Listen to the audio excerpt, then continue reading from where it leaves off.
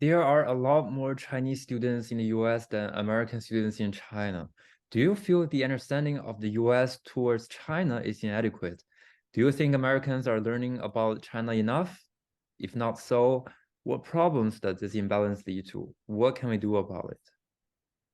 So I've just talked about that a little bit actually. And absolutely, I think it's a huge problem. There's way more Chinese understanding. I mean, it's still problematic on both sides. We need a lot more exchange, interchange, and engagement. I always call it exchange, interchange, engagement because um, both sides have a lot to learn.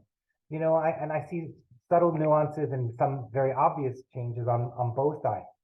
Absolutely, when although if we look at New York City, though, for example, the first foreign language learned by New Yorkers is Spanish. The second is now actually Chinese. So I'm given hope on some regards that people are aware of this and willing to engage and learn. But we need a lot more for people to really begin to appreciate and understand. And like I said, one of the things I think is actually language learning, because I think when you learn Chinese as a language, it gives you the skills and tools to be able to access and engage in a very different kind of a way than when you're constantly doing it through a foreign filter of some foreign Western journalist giving you their interpretation. You get to have, it's like when you do research as a student, one's primary data, one's secondary, and they're very different. Both are useful, but they're very different.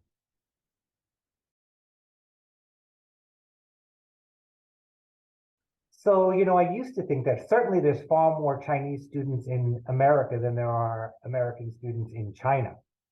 And so from that regard, yes.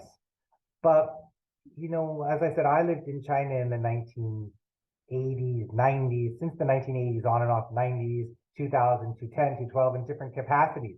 First as a young student there, then as a banker, then as the Asia Pacific CEO for a public relations company. And so I've got to experience it from different perspectives. And I'm very alarmed and very concerned that actually we've slipped back on both sides. And there are far less students in China American students in China than there need to be, far less academics, far less sports people, far less business people, of course, across every profession and spectrum. I would like to see a broader cross flow of interaction. And is it greater on the Chinese side? It used to be, but we've seen a slide back too. We've seen, what we have noticed is this is a very long and in-depth conversation, but many Chinese people like yourself, for example, may come here to study and then go back to China and bring with them a piece of their knowledge and their learning from here. And that's one group of people. But there's also, remember, we are products of what we learn. So as Americans read about China, they read it through the lens of Western media. And in China, people learn about America through the lens of social media and Chinese state-controlled media, and there are misperceptions on both sides. So I'm a huge champion and advocate for going back to what I call the primary interface and allowing people to connect and make these kinds of observations and judgments for themselves.